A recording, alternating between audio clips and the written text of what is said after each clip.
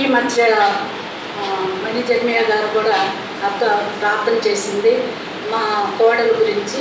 అరుణ transfer ఆపు యేసయ్య దయ చూపెట్టు, అమ్మాయి తరపున మీరే వ్యాజ్యమాడండి అని ప్రార్థన చేసింది.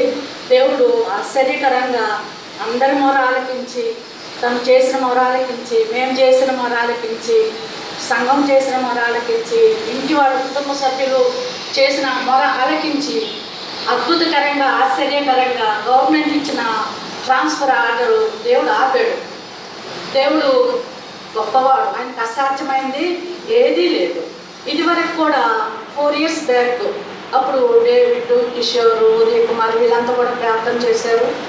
4 years బ్యాక్ కూడా అమ్మాయికి ట్రాన్స్ఫర్ 63 మెంబర్స్కి ఆఫీసులో ట్రాన్స్ఫర్ అయితే 62 మెంబర్స్ ట్రాన్స్ఫర్ అయింది. మేము ప్రార్థించాము, చాలా ప్రార్థిస్తే అమ్మాయికి స్టే వచ్చి తనని ట్రాన్స్ఫర్ ఆగిపోయాడు ప్రభు.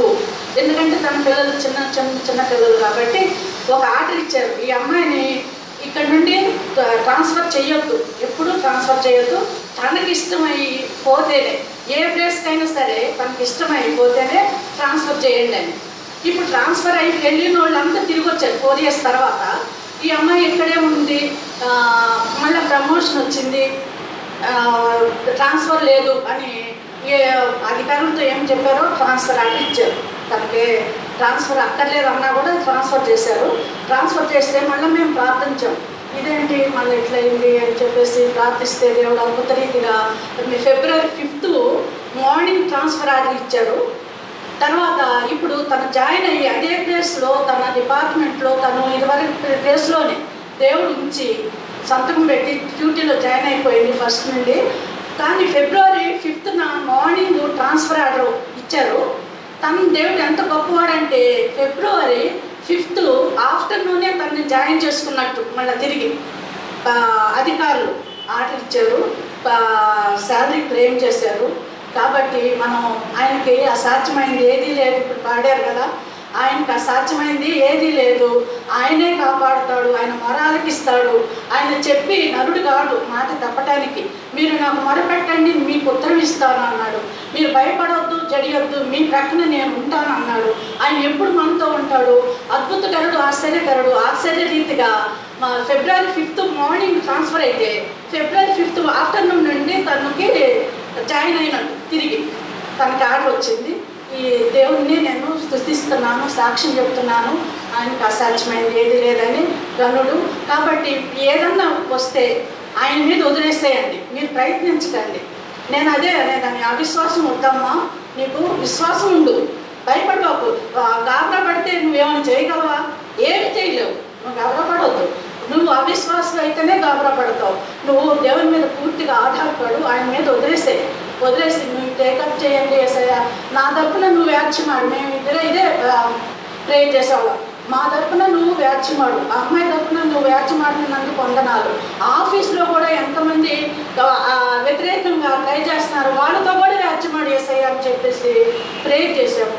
గొప్ప దేవుడు, అద్భుతకరుడు, ఆశ్చర్యకరుడు. సమస్త మహిమ ఘనత ఆయనకే చెల్లును కాక. హల్లెలూయా. స్తుతి స్తోత్రము. దీనికి ఆ అమ్మాయికి ట్రాన్స్ఫర్ ఆగిపోయింది, జాయిన్ అయింది, అదే ప్లేస్లో డ్యూటీ చేసుకుంటుంది.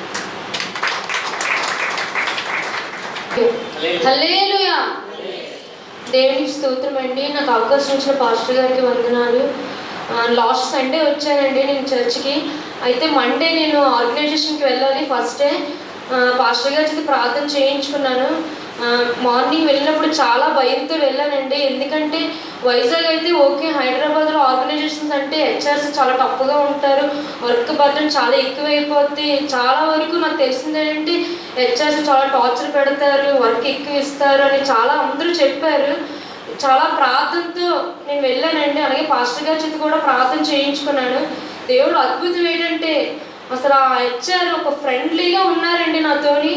ఇంకా నేను చాలా, అతను అన్యుడు, నన్ను అడిగారు కూడా, నువ్వు బొట్టు పెట్టుకోలేదు ఏంటంటే నేను క్రిస్టియన్ ఏంటి అని చెప్పాను. ఎందుకు దేవుడిని ఎలా నమ్ముకున్నావు అని అడిగారు. నేను ఎలాగో దేవుడి సాక్ష్యం చెప్పాను, నేను ఏ విధంగా మారాను అనేది అతనితో మాట్లాడి చెప్పాను. చాలా ఫ్రెండ్లీగా ఉన్నారండి. అసలు వర్క్ కూడా చాలా బాగా నేర్పిస్తున్నారు. మొదట్లో అయితే ఎందుకు వచ్చాను హైదరాబాద్ వెళ్ళిపోవాలని అనుకున్నాను, కానీ నాకైతే హైదరాబాద్ నుంచి వెళ్ళాలనిపించట్లేదు. అతను జాబ్ కూడా ఇస్తానన్నారండి. దేవునికి స్తోత్రం. అయితే నా ఫ్రెండ్స్ ఘోరమైన విగ్రహారాధనని నోరు తెరిస్తే సాయిరాం సాయిరాం అంటారు. అయితే కబోర్డ్ ఓపెన్ చేసిన సాయిరాం ఫోటోలు ఉంటాయి. నాకు అసలు విపరీతమైన ఇంకా కోపపడకూడదు కాబట్టి క్రైస్తవులు మౌనంగా ఉంటానండి. అయితే నిన్న ప్రార్థన చేసుకుంటున్నాను, ప్రభువా ఇంటర్లో నేను దేవుళ్ళలోకి నడిపించాను ప్రభువా, ఇద్దరిని డిగ్రీలో కూడా నేను నడిపించాను, బాప్తిజం తీసుకున్నారు, పీజీ 2 సంవత్సరాలు అయ్యింది ప్రభువా, నేను ఎవ్వరూ నడిపించలేకపోయాను. నువ్వు నాతో వచ్చిన స్నేహితులు నీలోకి నడిపించాలని నన్ను ఇక్కడ తీసుకొచ్చావేమో, నేను ఇంతవరకు సువార్త ప్రకటించట్లేదు ప్రభువా, నాకు చాలా బాధగా ఉంది, నాకు జాబ్ ఇవన్నీ కాదు ప్రభువా, నీలోకి నా స్నేహితులు నడిపించాలి ప్రభువా, నేను ఆ పనికే వచ్చాను నేను అని మనసులో అనుకుని ఇప్పుడు నేను సువార్త ప్రకటించాలి ప్రభువా. నాతో పాటు 2 అమ్మాయిలు నా రూమ్లో ఉంటారండి, ఇద్దరు ఘోరమైన విగ్రహారాధన. అయితే నేను ఒక అమ్మాయి వేరే వాళ్ళ మావయ్య గారి ఇంటికి వెళ్ళింది, ఇద్దరితో సువార్త ప్రకటించడం నాకు ఇష్టం లేదు. సింగిల్గా ఉన్న అమ్మాయికి అయితే ఆ అమ్మాయికి వేరే సపోర్ట్ ఉండదు, అప్పుడు నేను చెప్పచ్చు అనే ఉద్దేశంతో ఎదురు చూస్తున్నాను. అయితే సేమ్ టైం నేను అమ్మాయి వేరే ప్లేస్కి వెళ్ళిపోయింది. సో ఒక అమ్మాయి ఉందనమాట, ఆ అమ్మాయికి నేను సువార్త ప్రకటించాలని మౌనంగా 20 నిమిషాలు ప్రార్థన చేసుకున్నానండి. చేసుకున్న 10 నిమిషాలు పోయాక అలా మాట్లాడుతూ తనకి తానే పావని నువ్వు అసలు ఎలా దేవుడిని నమ్ముకున్నావు అంటే మొత్తం చెప్పానండి. నిజమైన దేవుడు యేసు ప్రభువే, నేను ఏ విధంగా నేను దేవుడిని తెలుసుకున్నాను, అసలు నిజమైన దేవుడు ఎవరు, నేను ఏ విధంగా తెలుసుకున్నాను అనేది తనకి అన్ని చెప్తే మౌనంగా ఉందంటే తిరిగి నన్ను క్వశ్చన్ వేయలేదు. తను ఏంటంటే తనకి సువార్త ఏ విధంగా ప్రకటించానంటే తను ఆలోచింపజేసే విధంగా, అంటే నువ్వు చదువుకున్నావు కదా, తన పేరు కూడా పామియే, నువ్వు చదువుకున్నావు కదా, మనం ఏదంటే అది నమ్మకూడదు, తెలుసుకోవాలి ఏది నిజమేది, మనం ఎలా జీవిస్తున్నాం ఏ విధంగా ఉంటున్నాం అనేది మనం తెలుసుకుంటేనే మనకి జ్ఞానం ఇచ్చినట్టు.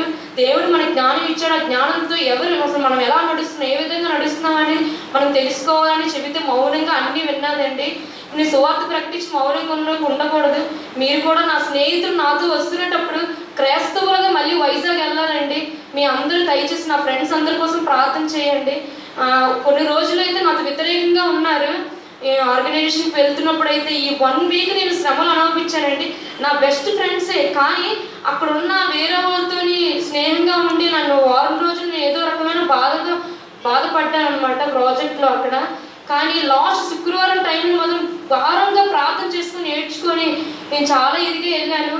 ఏమైందంటే దేవుడు అద్భుతం ఏం చేశారంటే వాళ్ళే రియలైజ్ అయ్యి నా విషయం నాకు తప్పు చేస్తున్నారని వాళ్ళని క్షమించమని అడిగారండి. అందుని బట్టి దేవుడికి స్తోత్రం. ఇచ్చిన సాక్ష్యం దేవుడు దీవించును గాక. హల్లెలూయా. నా పేరు ప్రియాంక. నా జీవితంలో దేవుడు చాలా మేలు చేశారు, కానీ నేను ఎప్పుడూ చెప్పడానికి పోస్ట్పోన్ చేసుకునే ఉన్నాను. నేను ఒక యావరేజ్ స్టూడెంట్ని, బీటెక్లో కూడా అట్లాగే నడుస్తూ వచ్చింది. కానీ దేవుడు నన్ను లాస్ట్ ఫైనల్ వచ్చేటప్పటికి నాకు ఫస్ట్ క్లాస్లోనే దేవుడు నాకు రిజల్ట్ ఇచ్చారు. నేను దాన్ని బట్టి దేవుడికి వందనాలు చెల్లించుకుంటున్నాను. నేను ఇక్కడ హైదరాబాద్ నేను వచ్చాను, కోర్స్ నేర్చుకున్నాను, కానీ అట్లా జరుగుతూనే ఉంది. నాకు జాబ్ ట్రయల్స్కి వెళ్తున్నాను వస్తున్నాను. నేను ఎంబ్రాయిడరీ కోర్స్ చేశాను. ఎక్కడికి వెళ్ళినా కానీ ఎక్స్పీరియన్స్ కార్డ్ తీసుకుంటానని చెప్తున్నారు. నేను ఫస్ట్ జాయిన్ అయినప్పుడు బాగానే ఉంది, ఇంకా అట్లా చేస్తున్నప్పుడు నాకు కోర్స్ అయిపోయింది, తర్వాత వెళ్తున్నాను, అయినప్పటికీ అట్లాగే ఉంది. నేను అప్పుడు మా రూమ్లో అంతా చాలామంది హిందూస్ అట్లా ఉన్నారు. నేను ఒక నైట్ ఫ్రైడే ఆ ముందు రోజుని కూర్చొని మామూలుగా ప్రేయర్ చేసుకుంటూ నేను దేవుడిని అడుగుతున్నాను, ఎందుకు హిందూస్ అయినప్పటికీ వాళ్ళు ఎప్పుడూ బెస్ట్గానే ఉన్నారు, వాళ్ళందరికీ జాబ్స్ ఉన్నాయి, అన్నీ ఉన్నాయి, దేవుని బిడ్డ అయినప్పటికీ నాకు ఎందుకు ఇవ్వట్లేదు. నేను 2 క్వశ్చన్స్ అడిగాను, నాకు ఇంకా ఎప్పుడు ఇస్తావు నువ్వు, అసలు నాకు ఇంకా రావట్లేదు, వీళ్ళందరూ ఇట్లా ఉన్నారు, వీళ్ళందరూ ఎందుకు ఇట్లా ది బెస్ట్లో ఉన్నారు. నేను దేవుడిని అడిగి నేను ప్రేయర్ చేసుకుని అట్లా ఉన్నాను. ఫ్రైడే నేను ఫాస్టింగ్ ఉండి ప్రేయర్ చేసుకొని వచ్చాను ఇక్కడికి. మణి ఆంటీ ఇక్కడ మెసేజ్ చెప్తున్నారు. ఆ రోజు జకర్యా గురించి చెప్తాను అన్నారు, స్టార్టింగ్ చెప్తానని నేను కూర్చున్నాను. నాకు ఏదో ఒక ఆన్సర్ ఇవ్వి అని నేను అనుకుంటూ కూర్చున్నాను. కానీ ఆంటీ చెప్తూ ఎట్లా వచ్చారంటే మామూలుగా ఇంకా డైవర్ట్ అయిపోయి నేను 2 క్వశ్చన్స్కి ఆంటీ నాకు ఆ రోజు ఆన్సర్ ఇచ్చారు. మనము క్వశ్చన్స్ అడుగుతాం దేవుడిని, హిందూస్ ది బెస్ట్గా ఉంటారు ఎందుకంటే వాళ్ళు ఏమి ఉంటారు, కానీ వాళ్ళకి ఇప్పుడంటే తెలీదు. కానీ అప్పుడు కీర్తనలో 37 అధ్యాయంలో చెప్పారు, గడ్డి త్వరగా ఎండిపోతుంది, పచ్చిగోరు త్వరగా వాడిపోతుంది అని ఆంటీ చెప్పారు. అంతే వాళ్ళు ఇప్పుడు ఇట్లా ది బెస్ట్గా ఉన్నా కానీ తర్వాత వాళ్ళకి ఏముండదు. కానీ మనం నిరీక్షణతో ఉండాలి. నేను ఫస్ట్ క్వశ్చన్, మనం నిరీక్షణతో ఉండాలి. నాకు ఎందుకు ఇంకా రావట్లేదు అని మనం ఎందుకు అనుకోవాలి.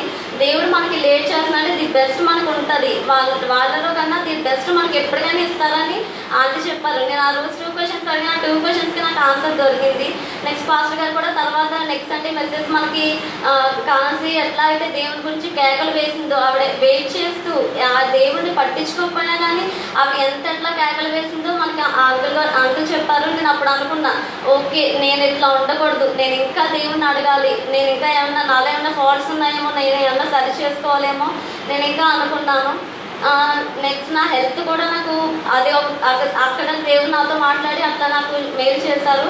అండ్ నెక్స్ట్ నా హెల్త్ కూడా నాకు సైన్స్ ప్రాబ్లం ఉన్నది. నేను 2-3 ఇయర్స్ నుంచి సఫర్ అవుతున్నాను బీటెక్ నుంచి.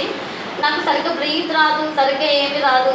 ఇంకా కొంచెం తిన్నా కానీ హెవీ అవుతుంది. నేను సరిగ్గా అసలు ఏమీ ఉండలేదు, సరిగ్గా పడుకునేదాన్ని కాదు, తినేదాన్ని కాదు, అట్లా ఉండేదాన్ని. అండ్ నేను ఎక్కడికి వెళ్ళినా కానీ ఆపరేషన్ చేయాలని అనేవారు. ఎక్కడికి వెళ్ళినా కానీ నేను అట్లా పోస్ట్పోన్ చేస్తూనే వస్తున్నాను. నాకు దేవుడు నాకు హీల్ ఇస్తారు, నాకు హీలింగ్ ఉంటుంది దేవుని ద్వారా నేను విశ్వసించి నేను పోస్ట్పోన్ చేస్తూనే వచ్చాను. మా పేరెంట్స్ ఎప్పుడైనా కానీ నువ్వు ఇట్లా సఫర్ అవుతున్నావు, వద్దు నువ్వు ఆపరేషన్ చేసుకోవాలా, లేదు నాకు ఇస్తారు, స్వస్థత ఇస్తారని నేను పోస్ట్పోన్ చేసుకుంటూ వచ్చాను. అట్లాగే నేను ప్రేయర్ చేసుకుంటే వేరే చర్చ్ని ఫ్రైడే వెళ్ళినప్పుడు అక్కడ ఒక పాస్టర్ గారు ఇట్లాగా వచ్చారు. ఆయన ప్రేయర్ చేసి నాకు ఇట్లా నేను అడిగాను. అయితే అప్పుడు ఆయన హోలీ స్పిరిట్తో మాట్లాడి నాకు ఇట్లా ఆపరేషన్ అవుతుంది అంటున్నారు అని నేను చెప్పాను. చెప్తే ఏమీ అక్కర్లేదు, నీకు హీల్ అవుతుంది అని నాకు అప్పుడు ప్రేయర్ చేసి నాకు మొత్తం చేస్తే అప్పుడే నేను ఫుల్గా నాకు బ్రీత్ ఫస్ట్ టైం నేను అంత హెవీగా నేను ఫుల్గా బ్రీత్ తీసుకుంది. అప్పుడు ఫస్ట్ టైం నేను బ్రీత్ తీసుకున్నాను. నేను అప్పటి నుంచి ఇప్పటి వరకు నాకు 2 ఇయర్స్ 3 ఇయర్స్ నుంచి సఫర్ అవుతున్నాను. నేను అప్పటి నుంచి నాకు ఇప్పటి వరకు ఏ ప్రాబ్లం లేదు. నేను ఫ్రీగా ఉంటున్నాను, ఫ్రీగా పడుకుంటున్నాను, అంత ఫ్రీగా ఉంది నాకు ఇప్పుడు. ఎప్పుడు నాకు హార్ట్ దగ్గర అంతా చాలా హెవీగా బరువుగా ఉంటుంది, అట్లాంటిది ఇప్పుడు ఏమీ లేదు. నాకు దేవుడు నేను విశ్వసించిన బట్టి నాకు దేవుడు ఇంత స్వస్థత ఇచ్చినందుకు నేను దేవుడికి చాలా థ్యాంక్స్ చెప్తున్నాను. ఈ చిన్న సాక్ష్యాన్ని దేవుడు దీవించుకుంటాను.